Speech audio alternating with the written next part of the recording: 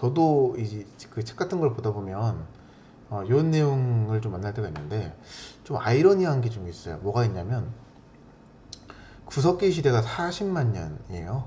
그러니까 인간은 돌을 던져가지고 그 중에 날카로운 걸 주워서 쓰면 된다라는 이 방식을 39만 년 동안이나 하거든요.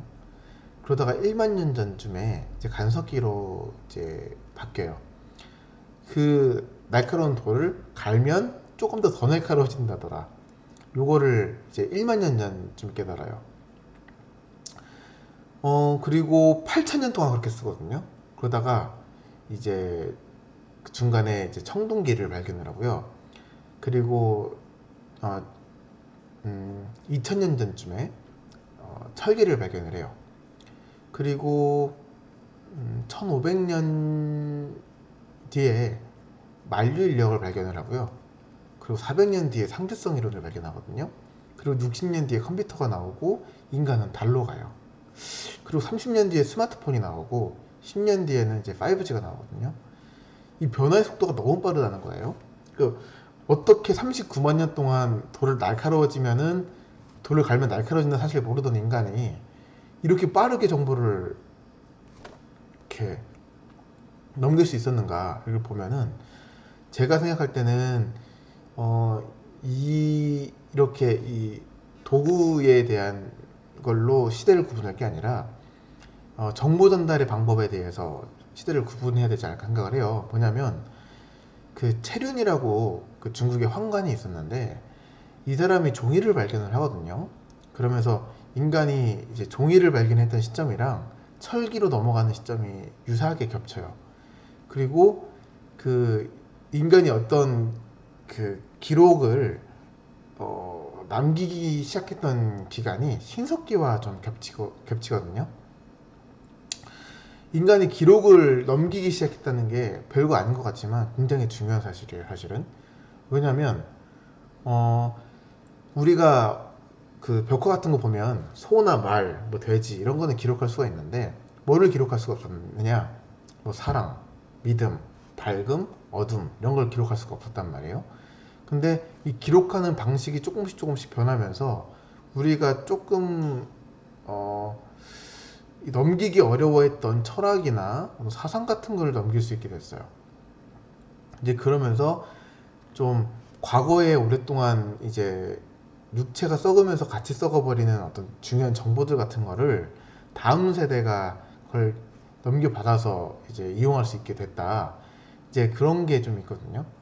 그 우리는 원래 다른 동물과 비슷하게 이 진화 과정에서 유전 정보를 전달하는 방법 말고는 그 과거 세대의 정보를 우리가 이어받을 수 있는 방법이 없어요.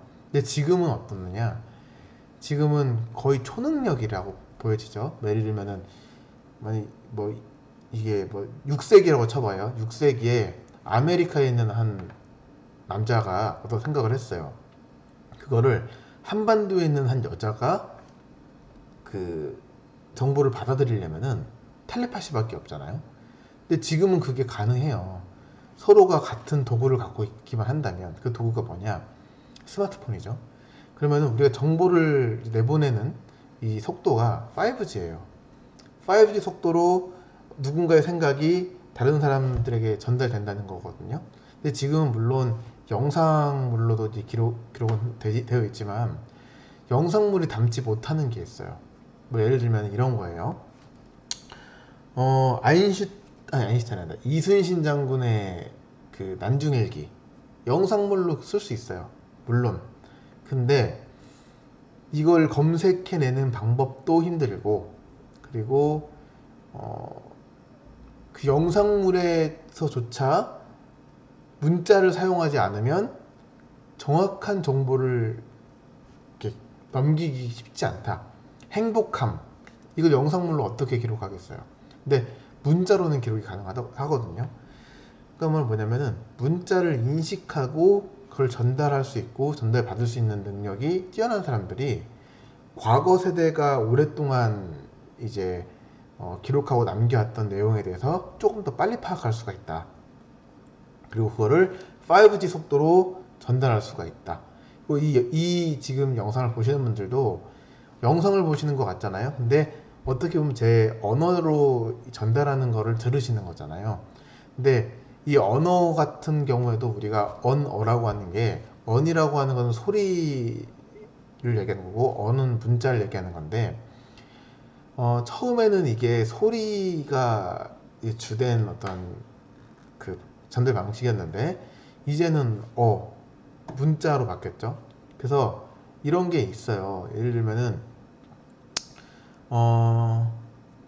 그 화장실에서 뭐 볼일을 보면서 이제 습득할 수 있거나 그렇게 하는데, 우리가 사용되는 어떤 이 감각이 그 동영상을 통해서는 두 가지를 사용해야 돼요. 시각과 청각. 근데 여기서 우리가 만약 문자에 대해서 이해를 하는 거를 이제 사용하기 위해서는 시각만 있으면 되거든요. 그 말은 뭐냐면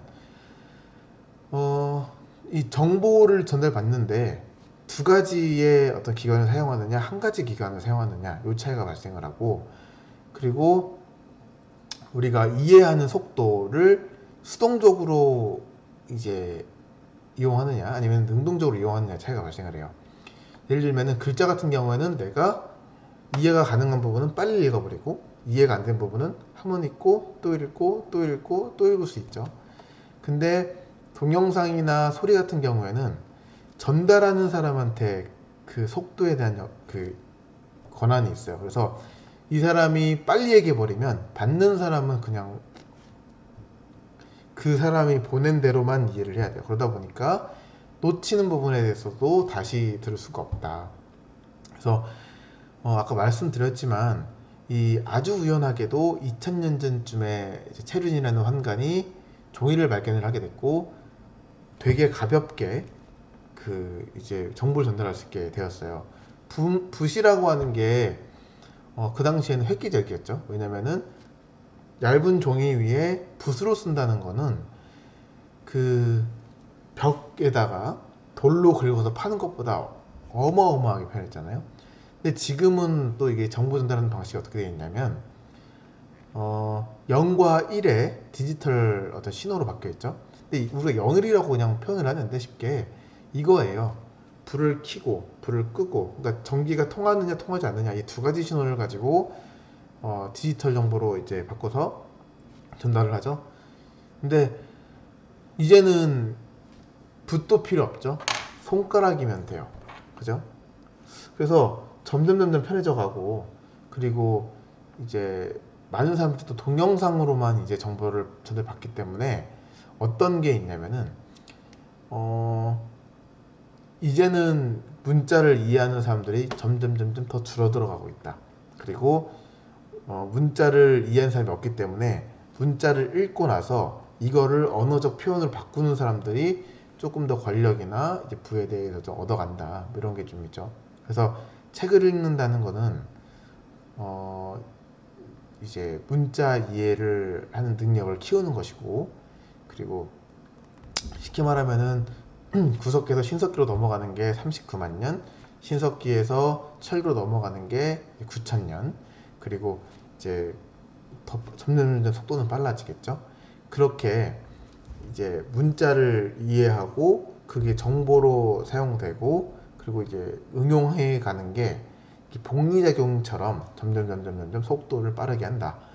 그렇게 보자면 우리의 어떤 문해력이 지금 구석기 시대인지 신석기 시대인지 철기 시대인지 이것만 이제 알면 내가 만약에 지금 구석기 시대다 그러면은 조금 더 오래 걸리겠죠. 조금 더 오래 걸리겠지만 이게 조금씩 탄력을 바뀌기 시작하면 이 정보를 습득하고 전달하는 이 속도가 무한대로 빨라진다.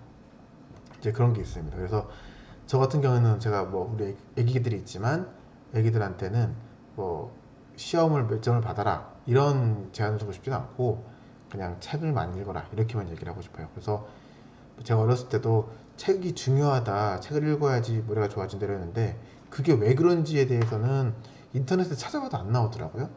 제가 이제 좀 있어 보니까 우리가 이 사람의 능력을 확인할 때 그 방식이 문해력으로 확인을 해요. 뭐 역사, 과학 전부 다 문자로 되어 있고, 우리 뭐 공문도 문자로 되어 있고, 수능 시험도 문자로 되어 있고, 토플도 문자고 다 문자로 되어 있잖아요. 그래서 결국은 어떤 시험을 공부한다, 이 뭐 무슨 노력이다 이런 게 아니고 문자 그 해석 능력이다 이렇게 좀 보여져요. 그래서 뭐 구석기 시대에 있는 사람이 아무리 열심히 한 것보다 우리가 그냥 그 조금만 기술을 좀 이용하면 쉽게 할 수 있는 거랑 보면은 이 질의 차이도 있고 양의 차이도 확실히 있잖아요. 무조건 열심히 한 것만이 정답은 아니고 우리가 지금부터라도 조금씩 해서 문해력을 좀 키우고, 그리고 이제 우리 아이들한테도 좀 좋은 어떤 그 문자 이해 능력을 넘겨줘가지고 다른 용도로 좀 사용하는 게 좋지 않을까 그런 생각을 합니다. 오늘도 영상 여기까지만 하겠습니다.